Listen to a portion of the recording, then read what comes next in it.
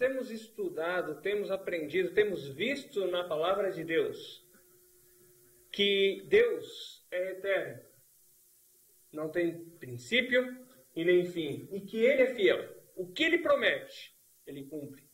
Ele prometeu que mandaria uma pessoa para resolver o problema do pecado, e Ele cumpriu. Ele mandou o libertador, mandou o salvador, sem um pai humano, que veio ao mundo para resolver o problema do pecado. Deus é fiel, o que Ele promete, Ele cumpre. Deus é soberano, é supremo, está por cima de tudo e de todos. Deus é imutável, nada vai atrapalhar Ele de realizar os seus planos. Nós vimos também que Ele é onipotente, Ele pode realizar tudo aquilo que Ele tem para realizar, que Ele quer realizar. Ele é onisciente, Ele sabe todas as coisas e sabe também a necessidade que o ser humano tem de um salvador, de um libertador. Porque o homem, através das suas forças, é incapaz de se salvar. Também nós vimos que Deus é amoroso e no seu amor, na sua graça, na sua bondade e na sua misericórdia, na sua graça e na sua misericórdia, Ele tem mandado, providenciado aquele libertador, aquele salvador para resolver o problema do pecado.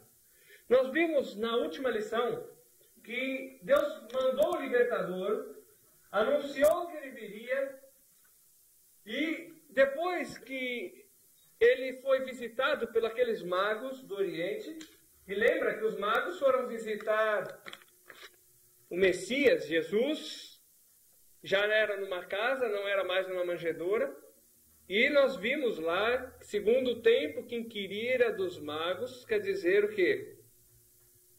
Que ele falou que tinha 2 anos, matou as crianças de 2 anos para baixo, então Jesus tinha provavelmente em torno de 2 anos de idade quando aconteceu essa visita. E nós paramos na parte onde nós vimos sobre a morte de Herodes. Então vamos lá em Mateus, capítulo 2, verso 19.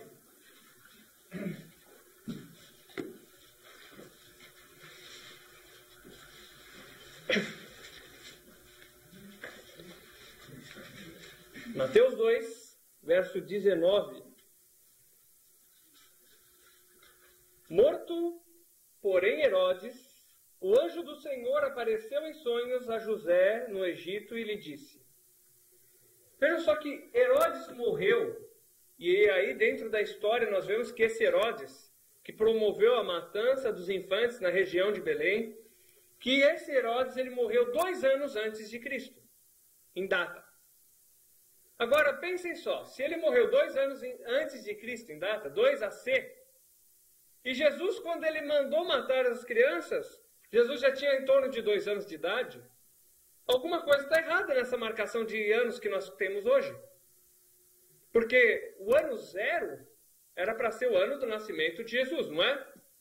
Só que na hora de fazer os cálculos, porque esse calendário que nós seguimos hoje, o chamado calendário cristão, ele foi elaborado séculos depois do nascimento de Jesus. E eles fizeram as contas e erraram nas contas. Jesus nasceu 4 AC, entre 4 a 3 AC.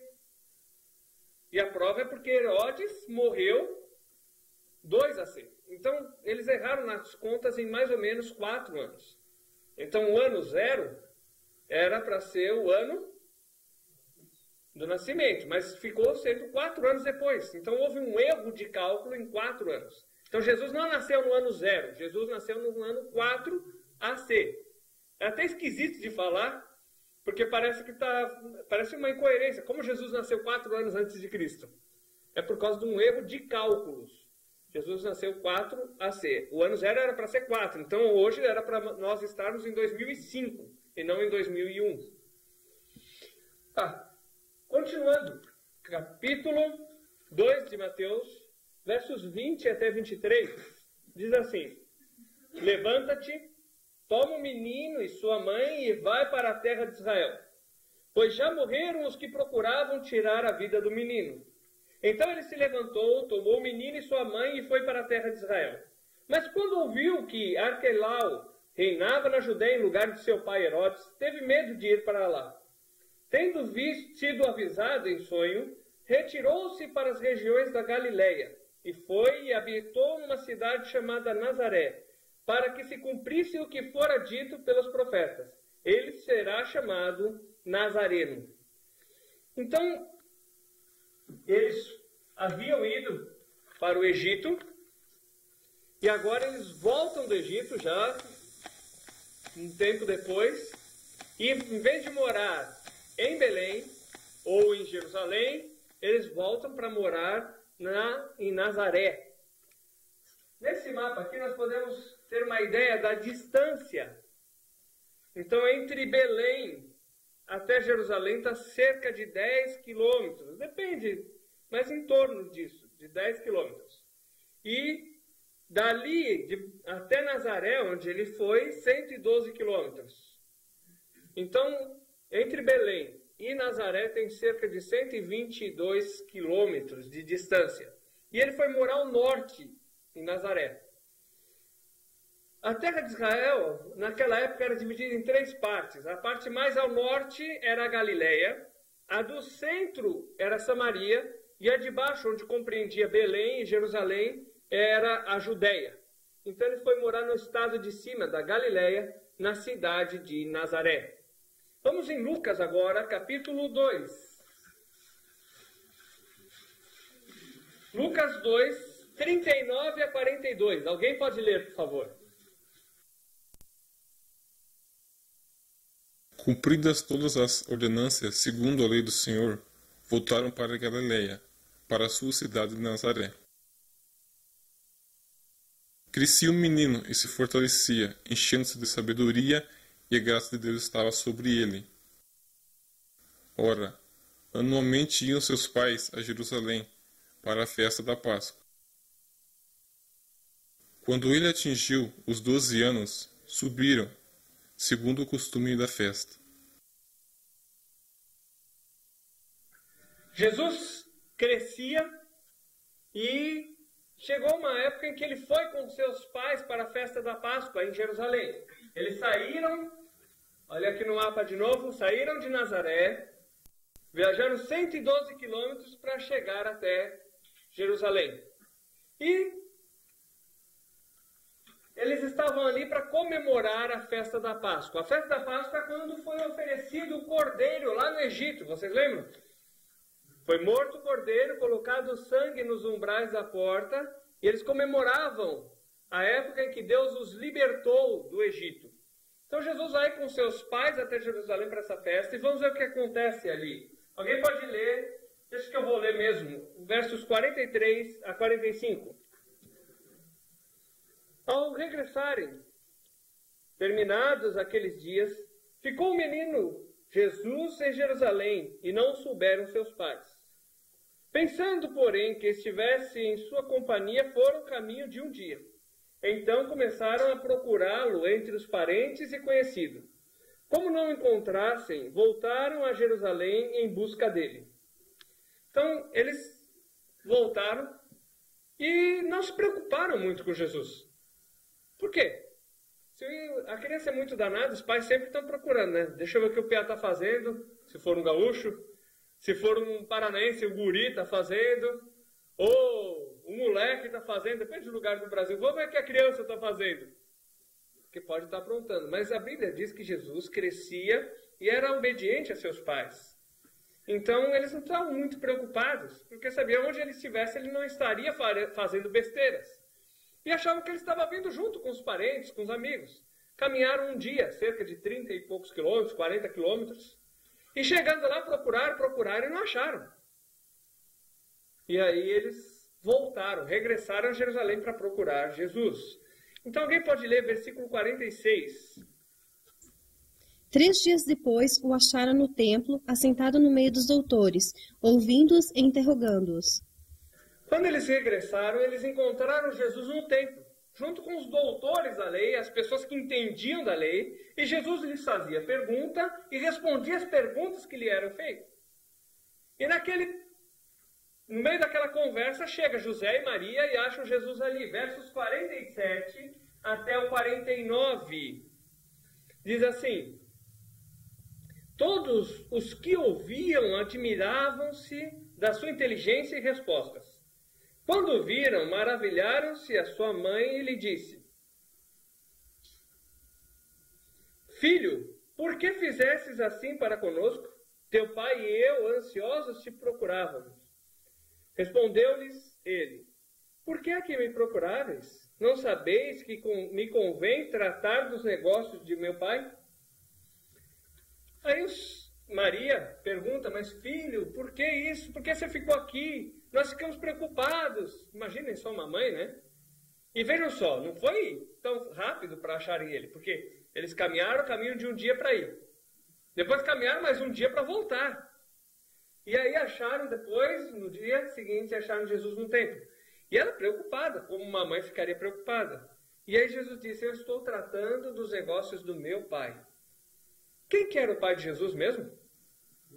Deus. Ele já reconhecia que ele era filho de Deus. E que não era filho de José. Considerava, respeitava José, mas que ele era filho de Deus. E ele precisava nascer sem um pai humano, por quê? Porque quem nasce com um pai humano já nasce como? Separado de Deus e espiritualmente morto. Então,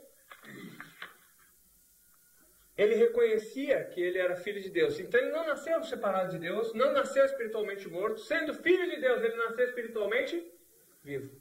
Então ele poderia resolver o problema do pecado no nosso lugar, porque ele tinha um espírito, nasceu com o espírito vivo, porque ele tinha um pai que era Deus, não era um pai humano.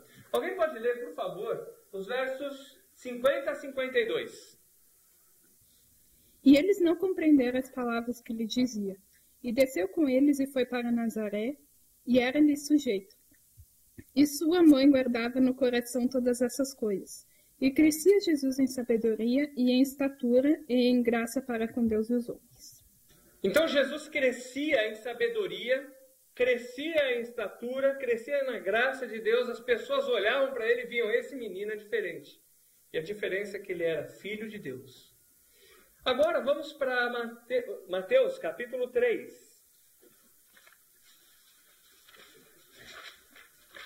Livro de Mateus, capítulo 3. Depois dos 12 anos, a Bíblia só vai relatar sobre Jesus quando ele tinha 30 anos. Que era quando uma pessoa era considerada adulto, maduro, não apenas adulto, mas maduro, uma pessoa a quem as outras ouviriam se ele tivesse algo para falar ou ensinar. Algumas pessoas inventaram histórias, tentaram criar histórias que Jesus, nesse período, fez um monte de coisa. Não acreditem nisso. O relato bíblico é esse aqui. O que vale é o que Deus diz.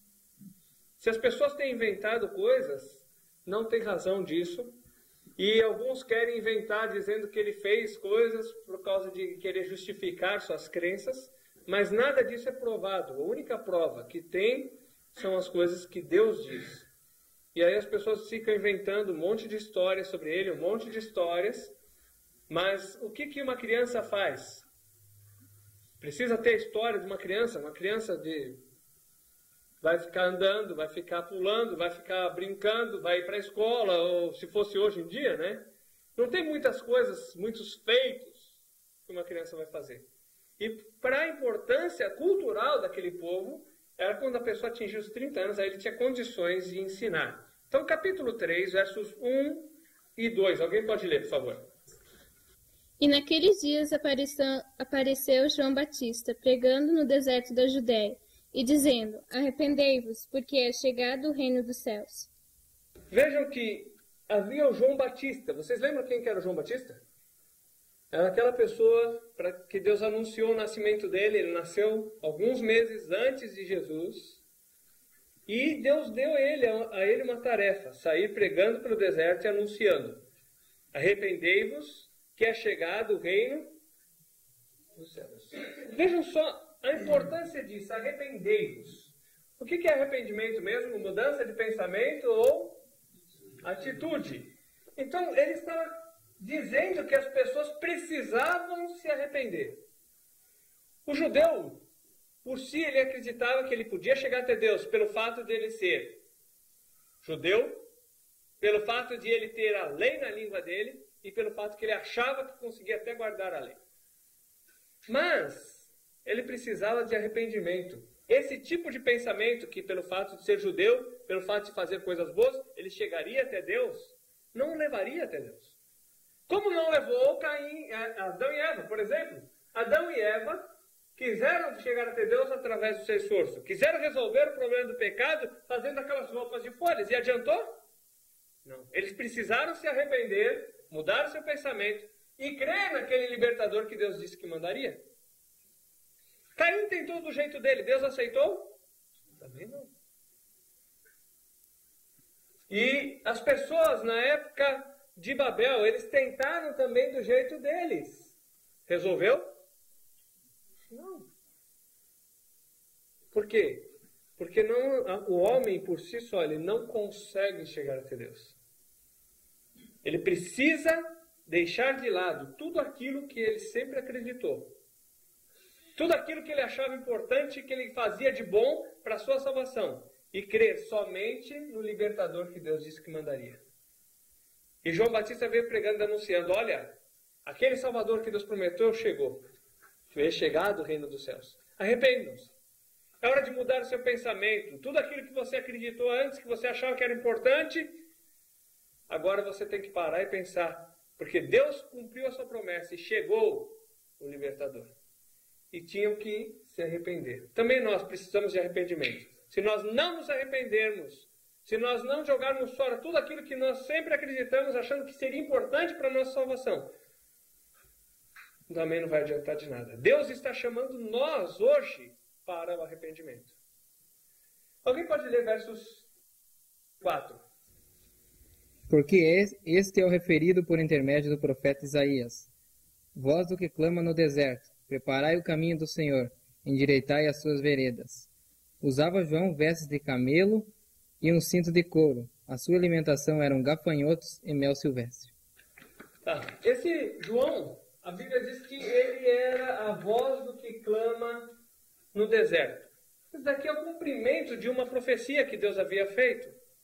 E quando diz voz do que clama no deserto, endireitai as veredas, era muito comum naquela época, no costume daquele povo, o rei, quando ia chegar, ele mandava na frente um batedor, uma pessoa que chegava antes do rei e saía pela cidade avisando, olha, o rei está chegando. Então todo mundo se preparava para receber o rei. E a função de João Batista era essa. Ele tinha que estar indo à frente e preparando o caminho para quando chegasse o rei, para quando chegasse Cristo, o Messias prometido. Então ele estava pregando antes para depois Cristo vir e começar o seu ministério. Então ele veio naquela missão de anunciar, olha, o rei está chegando, arrependam-se, preparem-se para recebê-lo. E diz que ele vestia vestes de camelo e comia o quê? Gafanhotos de mel, um banquete, né? E depois tem gente que diz que aquele que conhece a Bíblia tem que ser rico. Olha só como João Batista era milionário. Para a gente ver como às vezes as coisas não fecham. As pessoas se ensinam, pegam um texto fora do contexto e querem afirmar que agora você é obrigado a ser rico, porque se você tem que ser rico porque você conhece a Bíblia. Mas João Batista era rico? Alguns dos que creram eram, outros eram simples. Então, questão social e financeira não determina se a pessoa conhece a Deus ou não, ou se a pessoa é fiel a Deus ou não. João Batista era um instrumento usado por Deus. E não era um milionário, mas uma pessoa simples. Versos 5 e 6, eu vou ler agora. Então, iam ter com ele Jerusalém e toda a Judéia e toda a região circunvizinha ao Jordão. Confessando seus pecados, eram batizados por ele no Rio Jordão. Então, o pessoal saía lá de Jerusalém, ia lá ouvir o que João estava ensinando. Pessoas da Judéia, Jerusalém era a cidade, a capital. Aí pessoas da Judéia, era um estado. E até de cidades ao redor de outro estado, mas daquela região ali, também iam ouvir o que ele estava ensinando. E muitos daqueles, ouvindo o que João ensinava, o que ele ensinava mesmo? Arrependei-vos. Ouvindo que havia necessidade de arrependimento, se arrependiam e eram batizados. E quando fala que era batizado, o que quer dizer batismo? É a identificação com a pessoa e a sua mensagem. O que é a identificação? A pessoa está se identificando, a pessoa está dizendo, eu concordo com o que ele está ensinando. Ou seja, estamos dizendo assim, eu preciso de arrependimento, por isso que ele estava sendo batizado. O batismo não era para salvar ou tornar mais santo, mas era para dizer, eu concordo com a mensagem, eu preciso me arrepender também. E ele se arrependia confessando os pecados, o arrependimento, dizendo, eu sou pecador, eu preciso desse Messias que está chegando. E aí ele era batizado, ele se identificava com aquela mensagem. E também com uma pessoa que estava falando. Versículo 7, alguém pode ler, por favor. E vendo ele muito dos fariseus e dos saduceus que vinham ao seu batismo, dizia-lhes, raça de víboras, quem vos ensinou a fugir da ira futura? Bom, dentre as pessoas que chegavam ali, chegaram os fariseus, que eram líderes religiosos. E aí eles queriam ser batizados também. Só que João não quis batizar. Por quê? Porque eles não se arrependeram. A mensagem era o quê? Arrependimento. Eles não se arrependeram. Então, como que eles podiam ser batizados? O batismo é o quê? É uma identificação, não é? Então, como eles podiam ser batizados se eles não estavam crendo na mensagem? Se eles não estavam concordando com a necessidade de arrependimento? Olha o verso 8. Alguém pode ler? Produzi, pois, frutos dignos de arrependimento. Produzir frutos dignos de arrependimento. Ou seja, por que eu vou batizar vocês se vocês não se arrependeram ainda? Ali haviam dois grupos de pessoas. Aqueles que chegavam e se arrependiam. Então eles eram batizados, identificados com a mensagem. Mas tinha um grupo de pessoas que chegou ali, mas não se arrependeu de nada. Ainda achavam que eram melhores. Ainda achavam que eram mais santos. Ainda achavam que porque tinham a lei e porque nasceram judeus, eles chegariam até Deus. Ainda tinha essas pessoas chegando ali. E aqueles não eram batizados. Por quê? Porque não se arrependeram.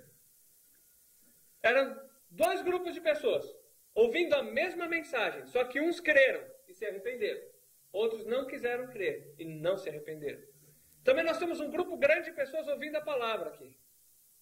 E você vai se encaixar em que lado? Nos que creem e se arrependem ou nos que não querem se arrepender? E a mensagem arrependei-vos é para nós agora também. Versículo 9. Eu vou ler aqui. E não penseis que basta dizer, temos por pai a Abraão. Eu vos digo que destas pedras Deus pode suscitar filhos a Abraão. Vejam que eles confiavam que o fato de serem descendentes de Abraão, que o fato deles serem descendentes, netos de Abraão, os levaria até Deus. Os tornava mais santos e que eles não precisariam do libertador. E aí está dizendo, arrependam-se. O fato de vocês serem judeus, o fato de vocês serem descendentes de Abraão não vai vos salvar. O fato de você ter uma religião hoje, ter nascido num sistema religioso, ou fazer alguma coisa boa, também não vai te salvar. Você precisa do arrependimento. Versículo 10, alguém pode ler? Já está posto o machado à raiz das árvores. Toda árvore, pois, que não produz bom fruto, é cortada e lançada ao fogo. Aí João diz que o machado está colocado ali e ele vai cortar a árvore que não produz o fruto desejado. Se você tem um pomar e tem um pé de fruta lá que não produz fruto ou que produz fruto ruim, que não presta para nada, você vai fazer o quê? Deixar lá estrovando?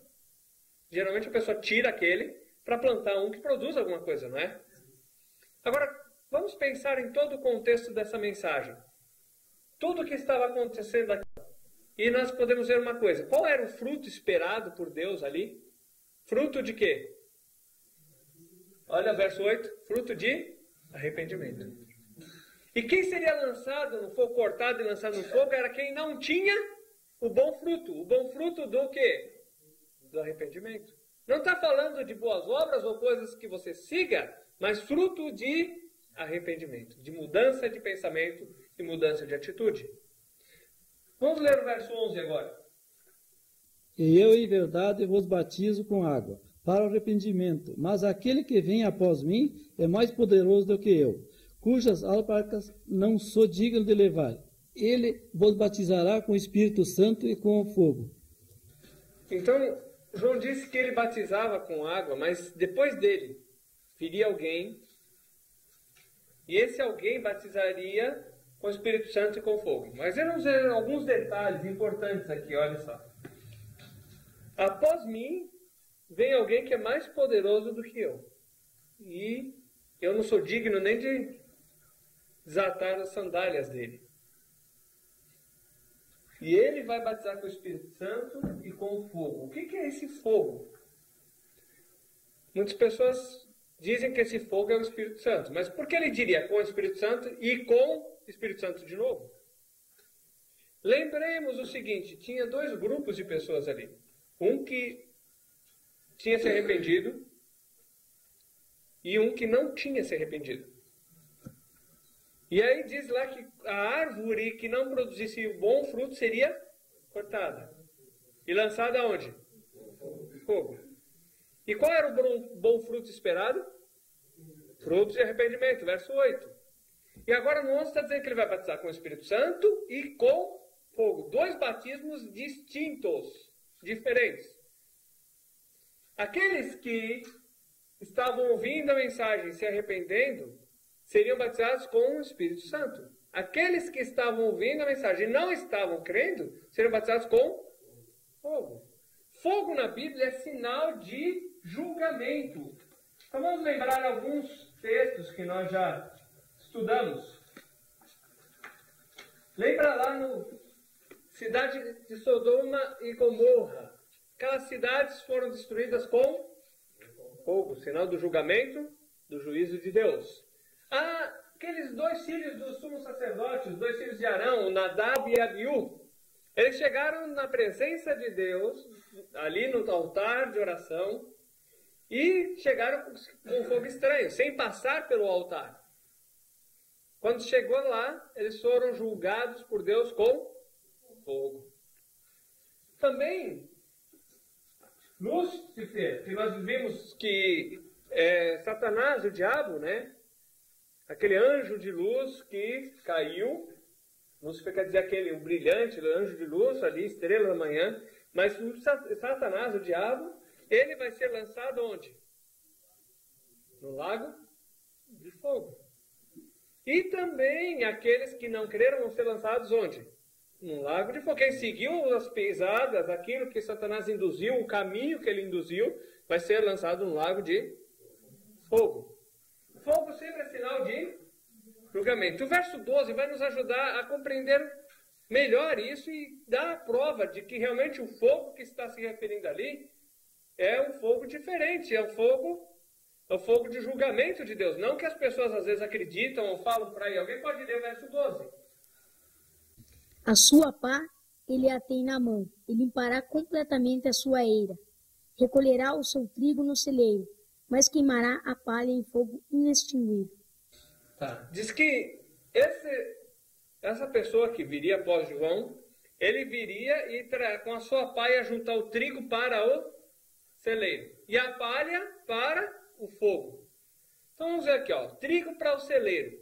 Então esse libertador, quando viesse, ele pegaria os que se arrependeram e lhes batizaria com o Espírito Santo e os ajuntaria para o seu celeiro, para junto de si, para a sua presença, para junto de si, para perto de si. E aqueles que não se arrependeram, é como a palha, que ele ia juntar e ia jogar na onde? Fogo. E olha só, não fala qualquer fogo aí, ele especifica que tipo de fogo que é. Fogo que é inextinguível, o fogo que nunca se apaga. Qual que é o único fogo que nunca se apaga?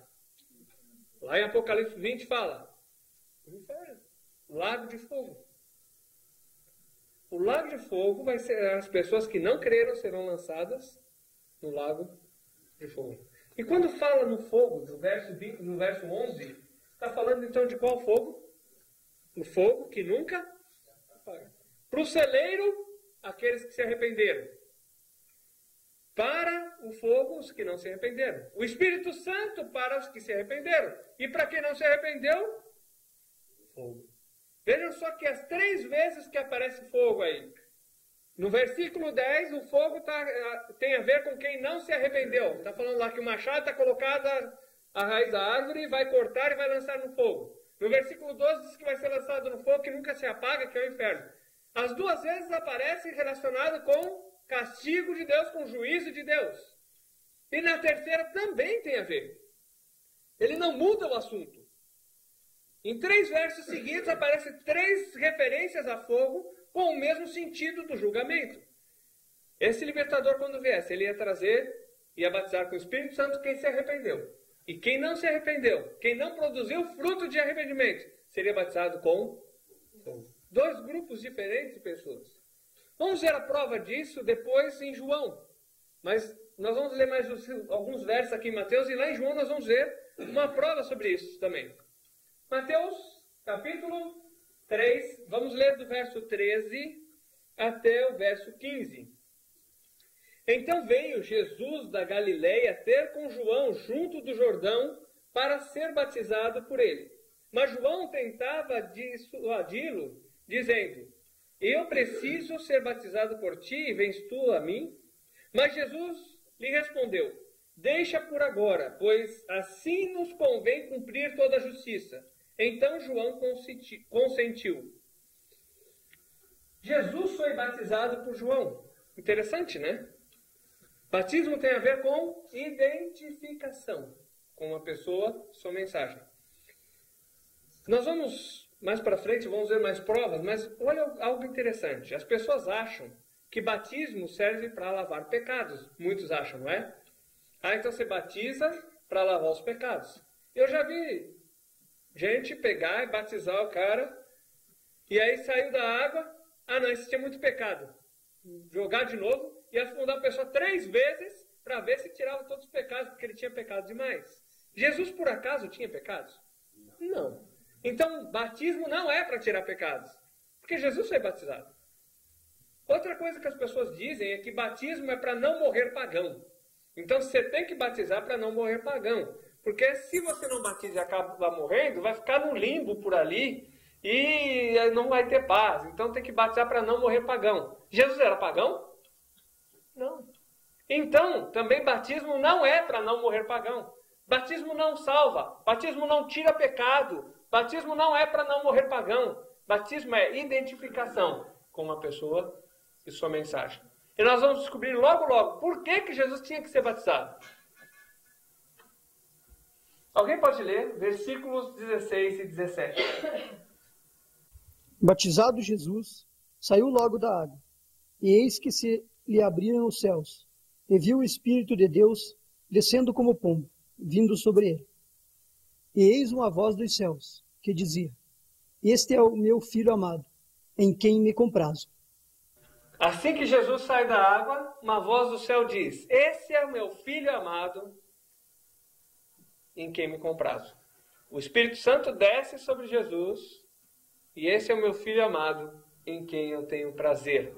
Deus mesmo testificando, testemunhando que Jesus era o Filho de Deus. Novamente, lembra que ele precisava vir o libertador, e esse libertador que vinha para resolver o problema do pecado, ele não podia ter pai humano. Por quê? Para não nascer separado de Deus e espiritualmente, não nascer separado de Deus e espiritualmente morto.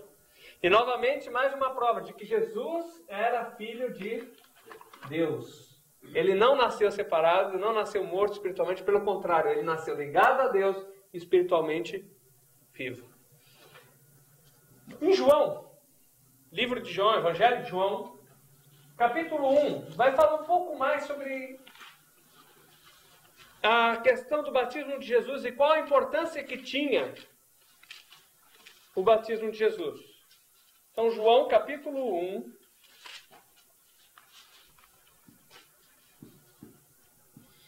versos 22 e 23.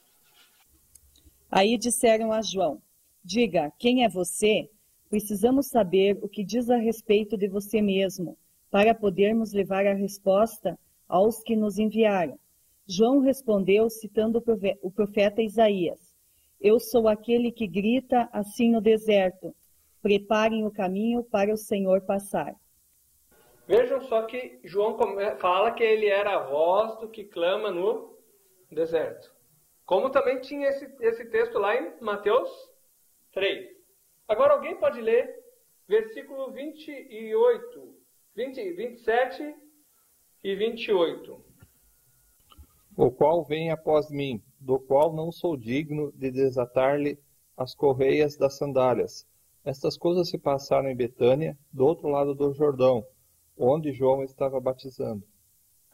Bom, aí depois vem no dia seguinte, olha só o verso 29, desculpa. No dia seguinte, João viu a Jesus que vinha para ele e disse: Eis o Cordeiro de Deus, que tira o pecado do mundo.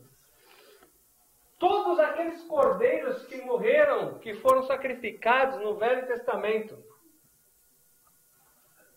como também todas aquelas vezes em que um cordeiro foi morto, tudo era uma referência, uma alusão a Jesus, o Salvador que viria.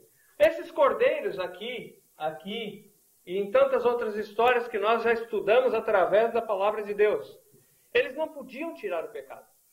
Mas eles faziam as pessoas lembrarem do Salvador, do Libertador, e que esse Salvador, esse Libertador, ele sim resolveria o problema do pecado. Ele sim tirava o pecado.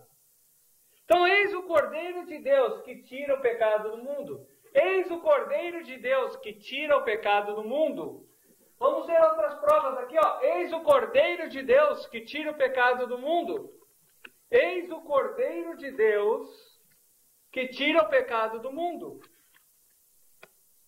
Aqui no tabernáculo, sempre quando entrava aqui, todo dia era oferecido sacrifício. Cada um daqueles cordeiros lembrava quem? Jesus. Eis o Cordeiro de Deus que tira o pecado do mundo. Agora sim nós entendemos o porquê que tinha que ter aqueles sacrifícios. Porquê que tinha que ter aqueles animais morrendo, porque eles eram uma figura, uma alusão, uma referência a Cristo, a Jesus que viria. E ele sim, ele resolveria o problema do pecado. Ele ia tirar o pecado do mundo. Agora, como que João descobriu isso? Que Jesus era o Cordeiro de Deus que tirava o pecado do mundo. Como que ele ficou sabendo disso? João, capítulo 1, versos 30 até 34. Vamos começar no verso 30.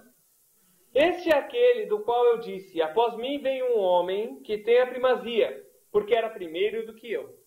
Quem que nasceu primeiro, João Batista ou Jesus? João Batista nasceu alguns meses antes. Mas por que ele está dizendo que Jesus já existia antes dele? Porque Jesus é Deus. Isso é muito importante para a gente guardar. Jesus é Deus. Versículo 31, continuando. Eu mesmo não o conhecia, mas para que ele fosse manifestado a Israel, vim por isso batizando com água.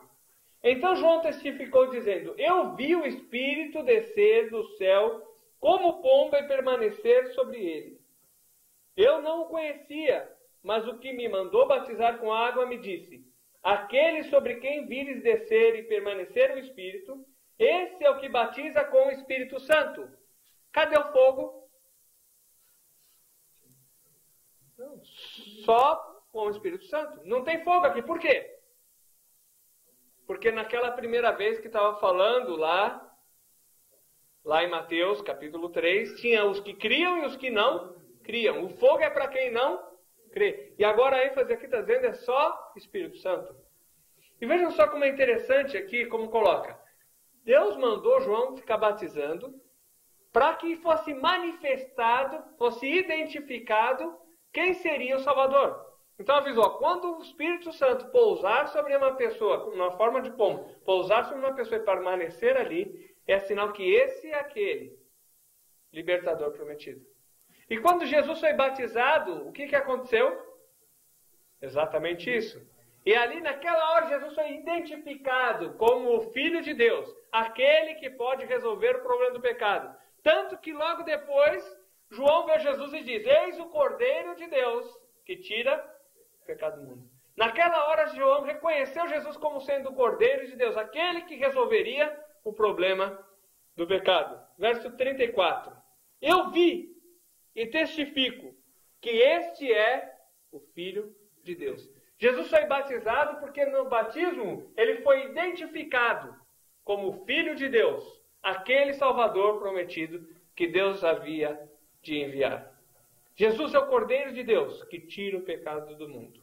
Não é a religião que tira o pecado do mundo, não é o esforço humano através das suas ofertas e obras e confissões que tira o pecado do mundo. O único que pode resolver o problema do pecado é Jesus. O homem tenta pelo seu esforço, mas não adianta. Suponhamos que nós fomos picados por cobra, já demos essa ilustração. E aí dizem que de médico e louco todo mundo tem um pouco. E alguém diz, olha, eu digo que estou com dor de cabeça, dor no corpo, e começa a passar mal por causa da picada de cobra. E alguém diz, olha, toma uma aspirina que vai te ajudar. Será que vai resolver? Não. Eu preciso do remédio certo para a picada de cobra. Outro me dá um outro remédio lá para me sentir melhor. Não adianta. Eu preciso do remédio certo para a picada de cobra. Não é que os outros remédios não sejam ruins, mas não adiantam para aquilo. O veneno do pecado entrou na raça humana. E o antídoto de Deus é Jesus Cristo, aquele que tira o pecado do mundo. Você pode tentar de tudo que é forma, de todas as maneiras que você possa imaginar, através de tudo que é esforço e obras e rituais. Não vai adiantar, porque o único que tira o pecado do mundo é Jesus Cristo. Só Ele pode resolver o problema da morte espiritual e da separação de Deus. Tá bom, vamos agora para Mateus, capítulo 4.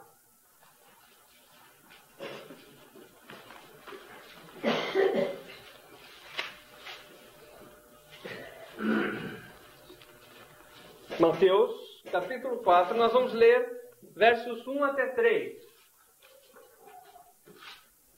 Então Jesus foi levado pelo Espírito ao deserto, para ser tentado pelo diabo.